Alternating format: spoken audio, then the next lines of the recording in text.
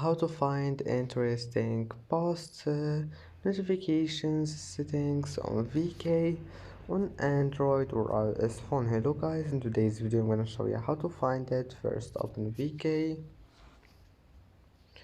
and then click Hub and click these three lines here and then settings, now notifications, then scroll down until you find interesting posts. Click on it and here you can manage it. As you see, it's easy and that's it. You can turn it off or on. And that's it for today's video. If you like this video, please don't forget to like and don't forget to subscribe, and thank you for watching this video until the end, and see you in the next video.